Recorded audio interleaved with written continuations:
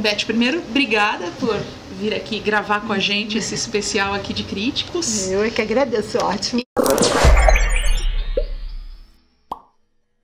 E a gente tem tido um olhar para a crítica, pensado muito sobre ela. Eu queria perguntar para você, qual que é o papel do crítico sob a sua ótica aí? Tem mil possibilidades, né? Eu acho assim, o Rancière, que é um filósofo francês, ele fala que uma das possibilidades, função é uma coisa meio estranha, mas uma das possibilidades da arte é ampliar a percepção sobre o mundo, né? Sobre vários aspectos. E eu acho que talvez uma das possibilidades da crítica é ampliar a percepção sobre a arte, né? Assim, pensando no teatro, não termina quando fecha a cortina. Você vai para casa, aliás, começa antes, né? Porque você faz escolhas para ir de acordo com o seu universo, seu interesse. E depois você vê aquele espetáculo e ele segue ressoando, ele segue sendo feito na sua, né? Sendo trabalhado. Então, eu acho assim, às vezes acontece alguma coisa na sua vida que você fala, nossa, você vê pelo filtro de algum livro que você leu, de algum filme que você viu, de um teatro, de alguma coisa. Então, assim como o espetáculo não termina ali, né, ele continua sendo feito, eu acho que a crítica é alguma coisa que você pode ler antes ou depois, mas assim, depois eu acho muito mais interessante, talvez, sei lá, ela te dá outros pontos, outras possibilidades de fazer conexão, né? Porque acho assim, a arte, ela não acontece, o teatro não acontece nem no palco, nem na plateia, ele acontece nesse encontro, né? Cada um constrói aquele espetáculo a partir de suas experiências, suas informações, seu repertório. Eu acho que a grande diferença do crítico para o espectador, porque todos nós, todo mundo, quando a gente está sentado lá, a gente está fazendo crítica de alguma forma, né? Você está olhando aquilo, pensando, não, mas nossa, isso é interessante, não, isso me entediou. Isso. A gente fica o tempo todo nesse trabalho crítico com o espetáculo. A tendência é, você vai com um amigo, aí você sai, conversa um pouquinho, vai para o bar, conversa no dia seguinte. Você é um médico, você é um dentista, você está operando, você está fazendo outra coisa, aquilo de vez em quando vai voltar. O crítico não. O trabalho dele é esse, é ir para casa, continuar pensando sobre aquilo, aí ele vai buscar um repertório para lidar com aquilo, vai ler alguma coisa que tem a ver com aquilo, vai se informar, por exemplo, sobre a trajetória daquele artista, o que inquieta aquele artista, qual é a matéria que ele costuma moldar para levar para o palco, como é que ele moldou dessa vez. Então, assim, você vai atrás porque o seu trabalho é esse. Essa é a sua diferença para o espectador comum, né? Você elaborar aquilo. Por isso que eu acho que o tempo é importante. Essa história da crítica fast food, sabe? Não dá conta, você não dá conta. Ou então, se você for uma pessoa muito experiente, com muito repertório, você vai pegar aquele seu repertório para lidar com aquilo. Mas o ideal é que você, também como crítico, amplie seu repertório para lidar com aquele espetáculo, ou com aquilo que você estiver criticando, seja o que for, né? Você olha para aquilo e fala, nossa, mas eu preciso de mais alguma coisa, ele me estimulou, mais um conhecimento para lidar com ele. Então, você como crítico, amplia o olhar sobre aquilo, porque você amplia, inclusive, o seu próprio olhar. Você vai fazer outras conexões do espetáculo com o tempo que a gente vive, do espetáculo com a trajetória do próprio artista daquele espetáculo, ou então do espetáculo com a história daquela arte, enfim. Claro que eu só estou falando assim, o ideal é isso, é que você possa ampliar bastante. Aí eu, que sou uma espectadora, eu adoro quando isso acontece comigo como espectadora, que eu fui lá, vi aquilo e saí cheio, saí meio, né, você sai meio confusa, é tudo meio difuso na sua cabeça quando você sai, dependendo do espetáculo, quando ele te perturba muito. Aí você sai pensando, nossa, mas será que não, estranho, mas isso eu achei. Aí você lê uma crítica 2, 3 dias depois que você fala, uau, né? Você reconhece naquela, você não chegou a pensar naquilo, mas você concorda com aquilo. Ou então você vê um ponto difícil e fala, nossa, eu não concordo com isso, mas ele só de você discordar, você é obrigado a pensar outras coisas para discordar. Então, assim, eu falei pra caramba, mas eu acho que é isso, de alguma forma. Se a arte, voltando, amplia o seu olhar sobre o mundo, a crítica amplia seu olhar sobre a arte. né? Te dá mais elementos para fazer conexões, articulações, leituras, enfim, essas coisas. Fiquei pensando sobre essa ótica, sobre essa forma de olhar a crítica, a formação científica, acadêmica, que te dá uma base metodológica, porque é uma organização de pensamento e tudo, ela passa a ser fundamental nesse processo, acredito eu. Eu acho que ela é muito importante. E vem, né, na verdade, nesse momento em que a internet faz com que todo mundo se sinta apto a escrever, a dar opinião, a criticar a isso e aquilo. Uhum. Como é que esse embate, esse encontro, essa questão da atualidade aí? Eu acho assim, o espaço público é bom que ele exista, um espaço onde todas as vozes estejam lá. O que eu acho que às vezes a gente confunde o que é polifonia com cacofonia. Então, assim, polifonia é uma coisa que é um conceito até que vem do Bakhtin, analisando a obra do Dostoiévski, né? Então, o que ele fala no romance, historicamente, o romance, ele tinha vários personagens, várias vozes, mas ele tinha uma unidade de pensamento que era do autor.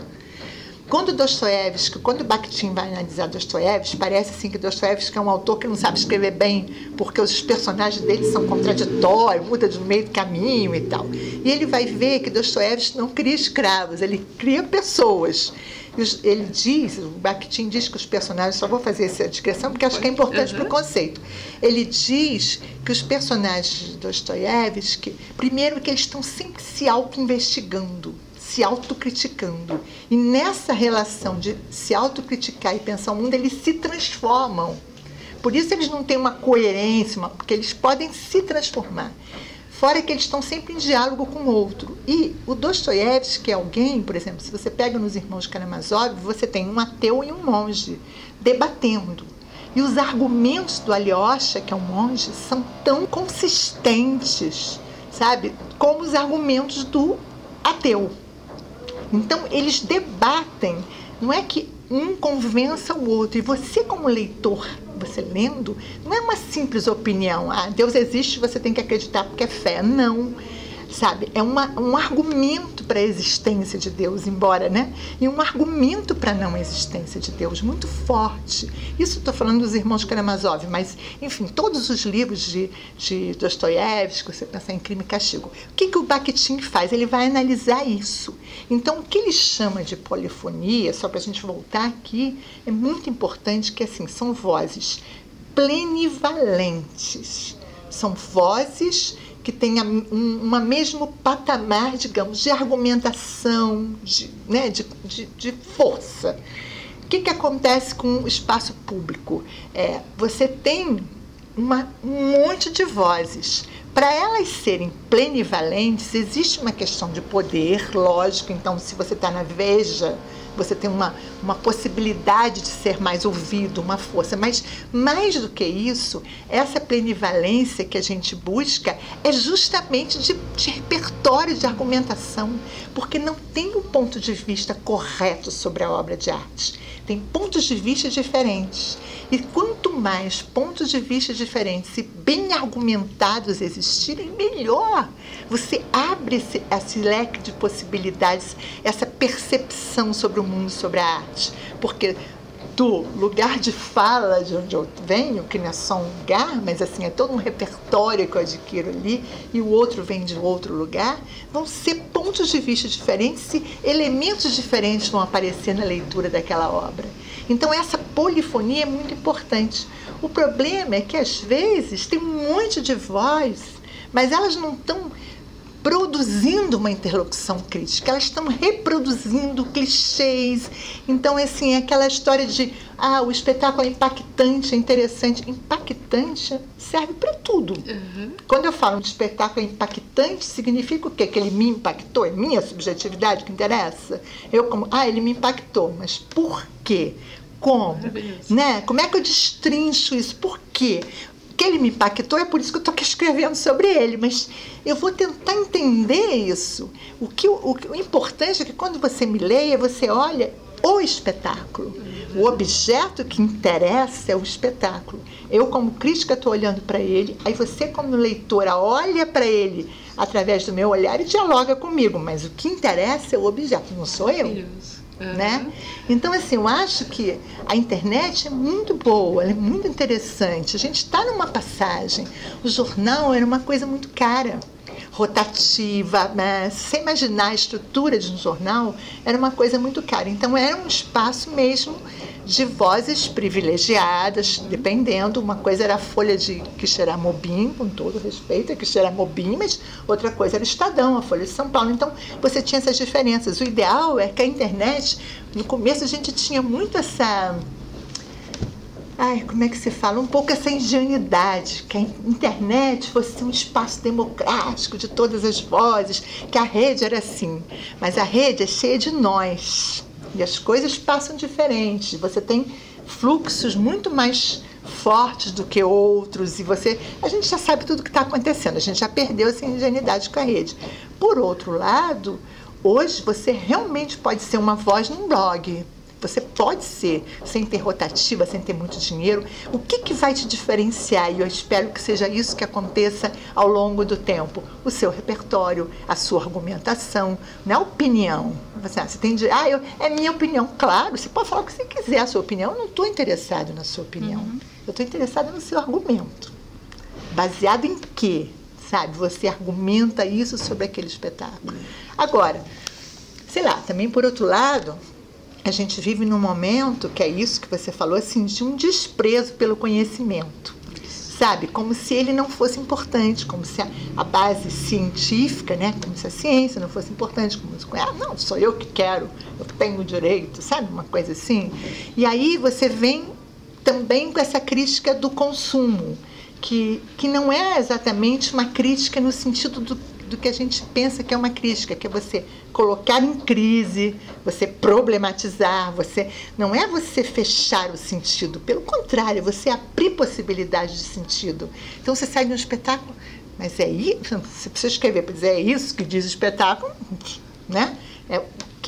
Para onde ele, né? E às vezes é muito difícil, às vezes não, eu me sinto assim, na maioria das vezes eu não sei, e continuo não sabendo. Em geral eu estou cortando os pulsos quando acabo de escrever a crítica, aí às vezes eu leio 3 meses depois e falo, não, até que deu alguma coisa ali.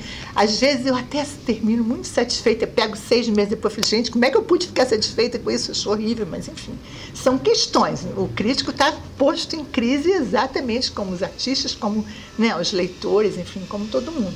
Isso é a ideia. Agora, você escrever para dizer o que quer e dar estrelinha, sabe assim?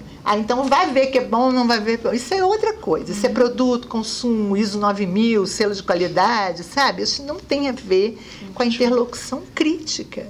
E eu acho que o próprio artista, quando ele realmente partiu de uma inquietação, escolheu materiais, moldou aquilo, jogou a imaginação dele, porque a imaginação é importantíssima, né, na arte, jogou a imaginação dele aqui, ele criou uma coisa que ele certamente também tem um monte de inquietações e dúvidas, ele gosta, ele quer alguém que vá lá e trabalhe com esse mesmo grau de inquietação, de dúvida, e que faça uma pergunta para ele, uma indagação, ou mesmo aponte um problema que ele, puxa, isso vai aprimorar mais para frente, né? Para um outro, vai fazer, ele também vai abrir possibilidades para o artista. Mergulhar, né, na obra, né? E naquela expressão, né? Agora, o repertório, eu acho assim, tem um perigo aí também. É muito importante que você tenha repertório, que você tenha conhecimento, que você, claro. Só que você tem que entender o que a obra está te pedindo. Você não pode ir com premissa.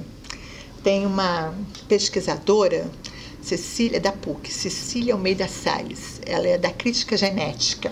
A crítica genética é essa crítica que fica olhando os rascunhos, os processos de criação, a ideia de que você olhar as escolhas dos artistas, o que ficou para trás, o que foi escolhido e tal, possa te ajudar a entender os princípios éticos e estéticos daquela obra e tal. Enfim, é um tipo de crítica que é feita pelo processo, ela trabalha com isso. E ela fala assim, ela tem uma frase dela que eu gosto muito, assim, que eu sempre falo nas aulas, essas coisas, que ela fala assim, o pesquisador é instrumentalizado por suas teorias, o pesquisador vê aquilo que está equipado para ver. Então é assim, é importante você entender que se você vê aquilo que você está equipado para ver, quanto mais você tiver coisas, equipamentos, instrumentos para ver, melhor. Mas também preste atenção, porque você vai ver com os seus instrumentos. E pode ser que ali naquela obra tenha alguma coisa que você não deu conta, você nunca vai dar conta, porque você não tem instrumentos para aquilo. Então, assim, sempre você também tem que fazer autocrítica para ser crítico, saber que você está trabalhando ali com uma limitação que é a sua limitação. Por isso que é tão legal a polifonia. Por isso que é tão bom ter críticos diferentes, pensando diferente, que você lê e fala, uau, aqui tem uma argumentação bacana, aqui tem outra, aqui tem outra. Às vezes eu não concordo com nenhuma das três, mas isso não é importante. É importante que eles te levam a pensar.